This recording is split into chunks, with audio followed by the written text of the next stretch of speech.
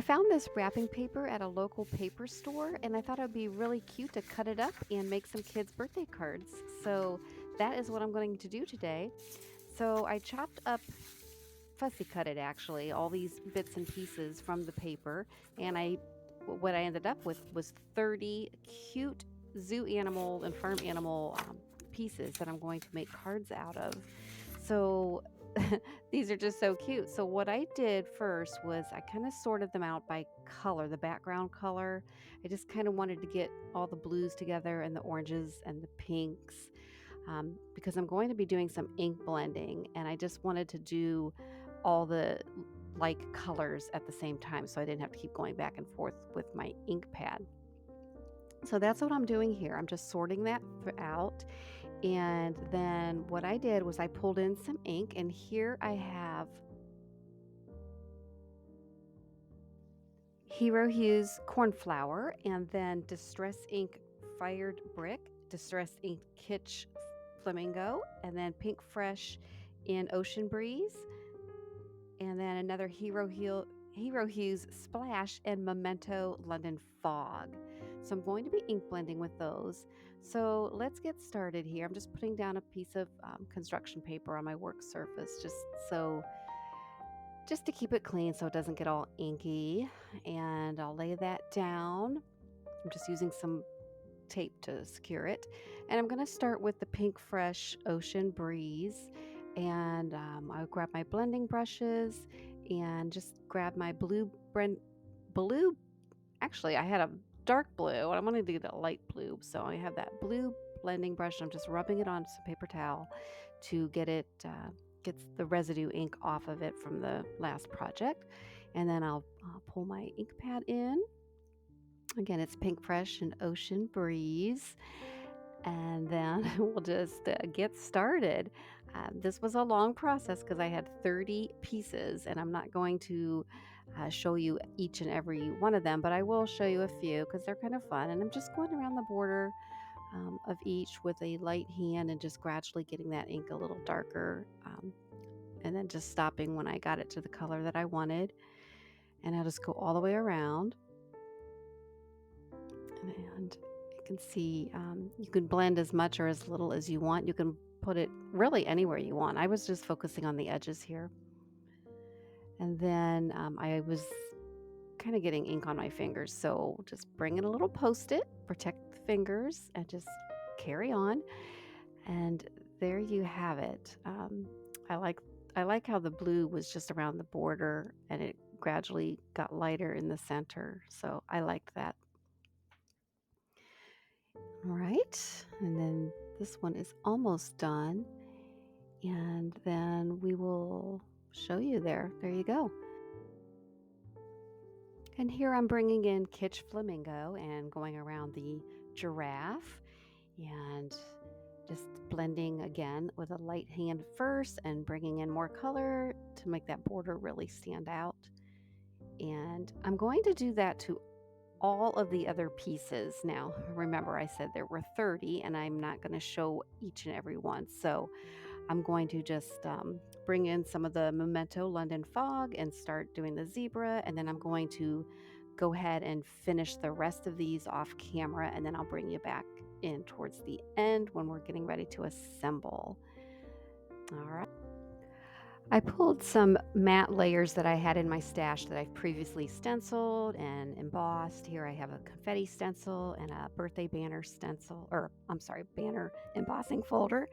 And I just tried to pair up and match the cute little animals with the matte layer that I thought looked good. And this took quite some time. I had a lot of decision making going on with 30 pieces to coordinate, but I did get through that. And then I'm going to just start taping the cute little animals to their backgrounds. And I'm just using tape runner on the back of the animal, and I'll just position it onto the matte layer. Hero Arts Hello There stamp set, and I'm going to use the Happy Birthday stamp in my Mini Misty. And we're going to pull some Gina K premium dye ink in black onyx. I'm going to ink up the stamp with that and stamp it onto the card panel.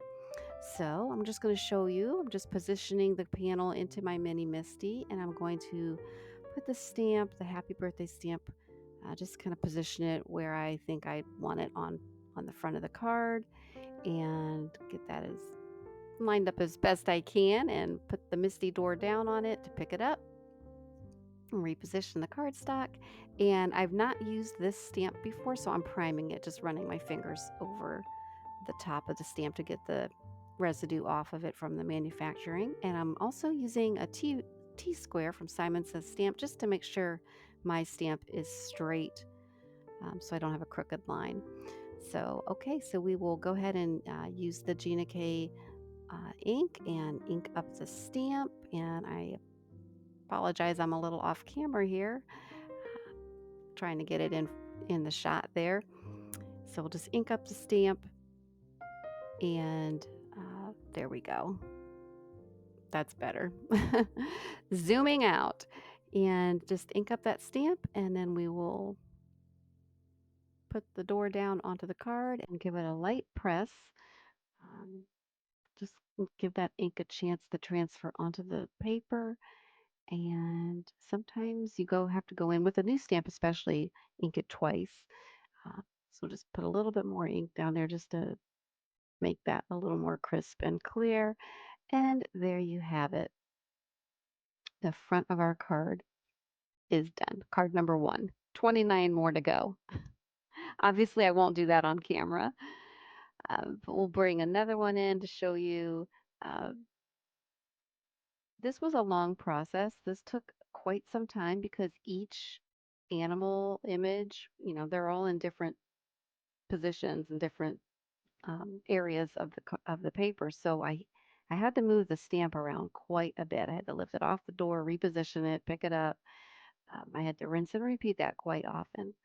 So I think we are getting down to the tail end of the stack, but I thought this snake was kind of cute. I liked putting the greeting down in the middle, and then the giraffe also. So um, there you go. I mean, this was a long process. I've cut this video down quite a bit. I think it was at 40 something minutes, and I just thought there's just no way I couldn't watch that. So I shaved it down for you. And I just wanted to show the zebra. Super cute.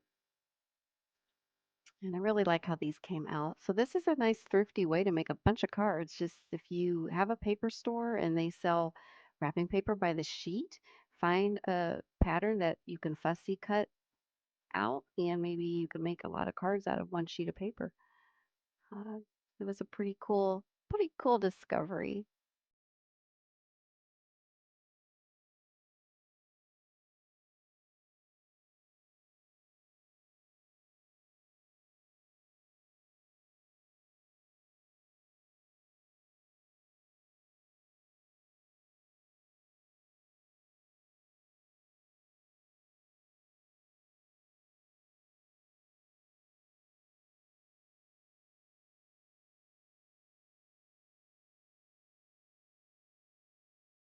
We are going to pull in uh, the card bases and get that going and get those adhered down to the card bases.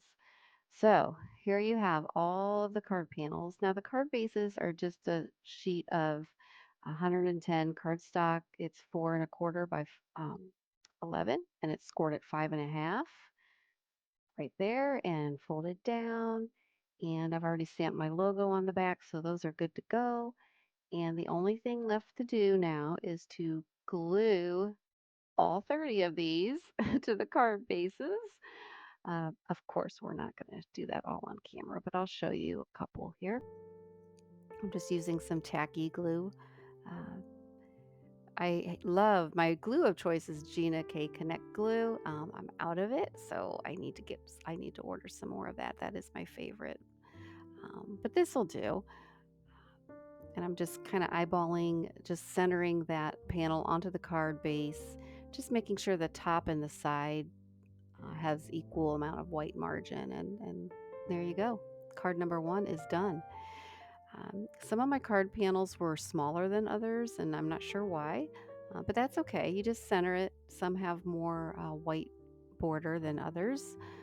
and that's the reason. But there you go. I just did several of these just to show you how cute they came out. I really, really like them.